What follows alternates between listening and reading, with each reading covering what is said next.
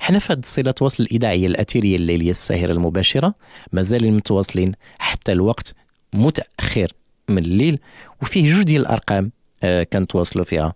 زوج الأرقام هذه هي 05 22 31 33 33، ولا الرقم الثاني اللي هو 05 22 30 30 00.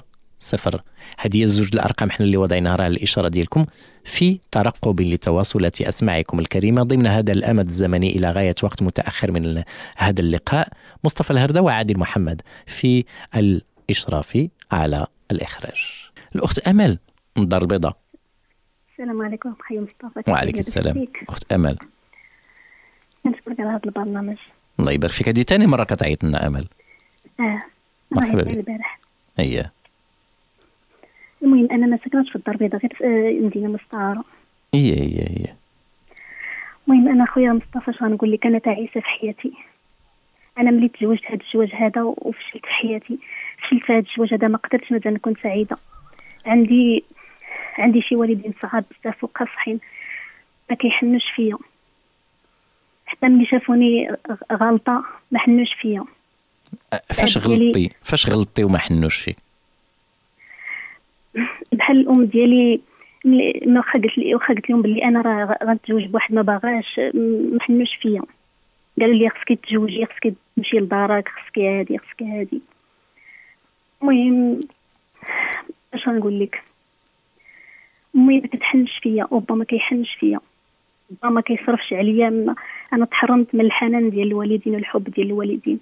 انا واش هادشي عاد بان لك امل، ولا قبال بان لك بانه فعلا غتعيشي محنه في واحد العلاقه؟ لانه واش المرحله من العمر ديالك هي اللي خلاتك مثلا تقولي وصافي ماشي مشكل نمشي نتزوج؟ عاد بان لك بان هذا الزواج ماشي هو هذاك ولا؟ لا، عرفت باللي هذا الزواج ما غاديش يكمل.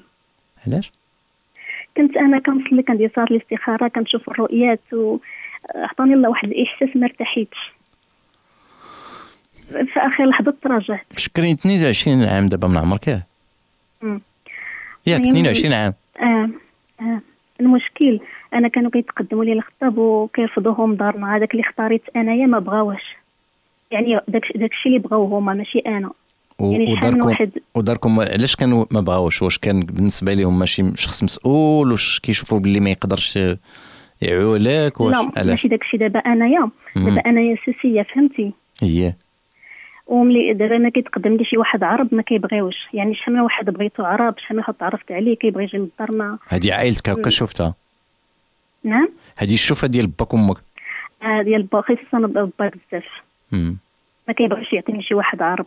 دابا نيت كاين واحد باغيني، ولكن تيقول لي والديك هما اللي حرموني منك. دابا انت مجوجه.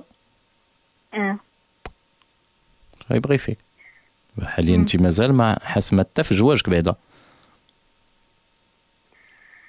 المهم انا ما كايناش معاه. شكون هو؟ مع راجلي. هي ولكن راه مجوجه، راه تطلب لازمك بيه علاقه زوجيه. انت مازال كاع ما سويتيها، انت ما مجوجه ما مطلقه دروك.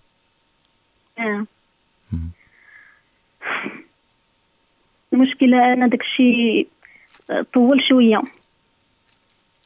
شحال اللي قلتي؟ عامين ولا شحال؟ تقول لي عامين واخا. ايوا. المهم وليت دابا انا مريضه، مره خدامه، مره جالسه بالخطر. با كيدور فيا تيقول لي ملي كيشوفني كنعسانه ولا كناخذ الدواء تيقول لي سيري خدمي على راسك، حنايا ما غنبقاوش هازينك ديما. يعني غير ملي وقع لي هذا الشيء. علاش؟ واش هما تيزيروا عليك ترجعي لراجلك ولا شنو؟ لا ما تيقول لي ما كان هو ما مسوقش. يقول لي انت اللي تحطي في داك الشيء، انت اللي سميتو، كان عليك ديري حل لراسك. هما ما مفاهمينش، يعني واحد كيشرق واحد كيغرب. واحد دابا ما كتقول لها تزوجي، با كيقول لا ولا، فهمتي؟ ما عرفت كيفاش. والدي واقفين ليا بزاف في طريقي، هما اللي خربوا لي حياتي. انا تمنيت لو اش غنقول لك، كون كانوا عندي شي والدين مزيانين ويحنوا فيا ويفهموني ويحسوا بيا، ولكن ما عنديش. حس بيا الله ونعم الوكيل. وليت كنمشي دابا عند الفقهاء، كندير الرقيه، كنمشي عند الطباء، كنمشي عند الطبيب النفساني، خرج لي الدواء ما دار لي والو. مشيت ثاني عند واحد الطبيبه اخرى، قالت لي انت عندك، قالت لي عندك الاكتئاب وعندك الفقصه. قالت لي انت مفقوسه بزاف، قالت لي انت ما تقدري تموتي، قالت لي انت ما بقيتيش باغا تعيشي، ومخرجه لي الدواء. وليت كناكل، واخا كناكل داك الدواء داكشي اللي في قلبي في قلبي. وليت دابا مريضه ما ساعداش في حياتي، كنعاود للناس كلشي ما عرفت كيفاش. كنبقى نعاود للبنات، كنبقى نعاود لصحاباتي تيقولوا لي كيفاش وقع لك هذا الشيء، كان عليك، كيبقى يقولوا لي كان عليك تهربي، علاش خليتي والدك كيتحكموا فيك، واش حياتك هذيك ولا حياه والديك. هذو البنات صحاباتك؟ صحاباتي تيقولوا لي، تيقول لي علاش كان عليك تهربي لوالديك، كان عليك تمشي لشي بلاصه، كان عليك ديري هذه، كان عليك ديري هذه. وكنبقى ندم. دابا وليت نادمه، كنقول كان خصني نهرب، كان خصني. وفي نهاية المطاف إلا حياتي صافي وقفات، نقول حياتي صافي وقفات، ما بقى عندي حتى شي امل. الهروب ماشي حل، الهروب كيبقى هروب وصافي. راه شحال من وحده منهم هربات وتعرضت لبزاف المشاكل، وشحال منهم هربات وما بقاتش قادره ترجع لدارهم، ويمكن للاسف بعض المرات حتى الوالدين فقدتهم ولقات راسها في واحد العالم اللي هو كان عليها تواجهه في الاول ولا تعبر على رايها في الاول، ويمكن هذا الشيء سليم كاع. شحال من وحده منهم هربات وعاشت بزاف د المتاعب، وللاسف يمكن قاعد باقي تنشوفوها كل نهار هاربه من راسها. ما كانوش وليدي، ما كانوش كيخليوني نخرج، ما كانوش كيخليوني نخدم، ما كانوش، كانوا مزيان عليا بزاف، يعني كيسيروني، كيديروا فيا اللي بغاو. قالوا لي نطيح في البير غنطيح في البير، يعني ما عندي حتى شي. واخا وما جاش الفرصه فين يمكن تعاود تشوف حياتك دابا حاليا؟ انت حاليا مجوجه براجل ما باغيه، هاجره ولا هاجرك، ما متقبلينش بعضياتكم، مش دابا عايشه في داركم؟ هو ما كيصرفش عليا، وكان كان كيبغي يدير معايا المحرمات، ما كيفرقش ما بين الحلال والحرام، كيبغي يدير معايا داكشي اللي حرم الله، وكيتكرفس عليا وعنده خواتاتو وكيبقاو يسيروا وكيقولوا لي ضربها، كيقولوا لي ما دام انت ما متقبلاش من اول مره راه غتشوفي فيه شوفات سلبيين.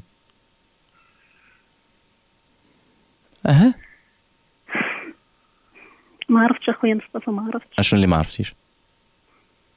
ما عرفتش شنو غندير في حياتي، ما عرفتش.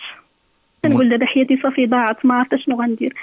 انا كنت كنبغي واحد السيد كان كيحن فيا، كان لقيت فيه داكشي اللي بغيت، يعني كيجي حتى للدار كيديني بالطوموبيل كيدورني كيرجعني.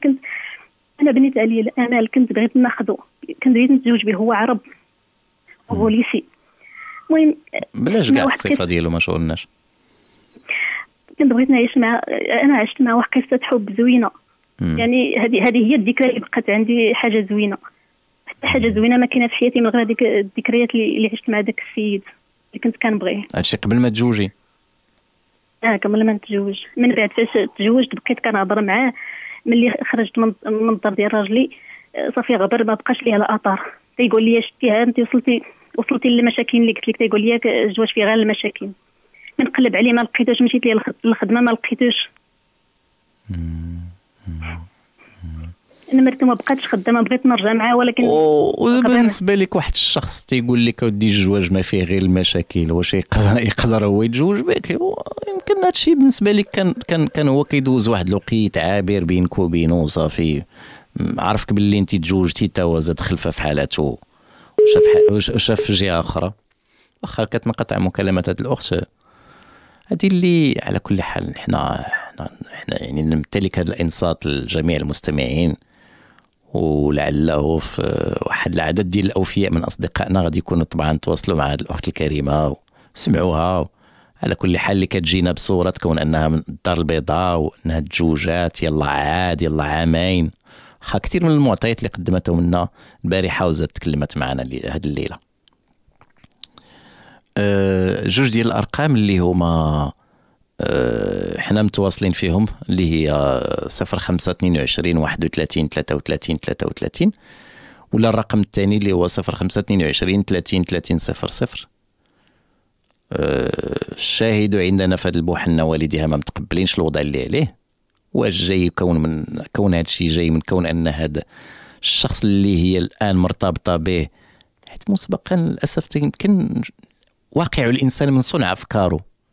مادام هي في الاول ما متقبلاش، راه ما يمكن ليهاش تنتج عليه افكار ايجابيه، ما يمكن تكون الا ناتج عليه والحصيله ديال الحياه معاه الا سلبيه بطبيعه الحال. الانسان واقع ومن صنع افكاره، كيف ما هو كيشوف واحد الواقع بانه يعيش كحل، راه غينتج سلوكات اللي هي كحله. حنا في هذه الصله التواصل الاذاعيه الاثيريه الليليه الساهره المباشره مازالين متواصلين حتى الوقت متاخر من الليل، وفيه جوج ديال الارقام كنتواصلوا فيها. زوج الارقام هذه هي 05 22 31 33 33، ولا الرقم الثاني اللي هو 05 22 30 30 00. هذه هي الزوج الارقام حنا اللي وضعناها راه الاشاره ديالكم في ترقب لتواصلات اسماعكم الكريمه ضمن هذا الامد الزمني الى غايه وقت متاخر من هذا اللقاء. مصطفى الهردة وعادل محمد في الاشراف على الاخراج.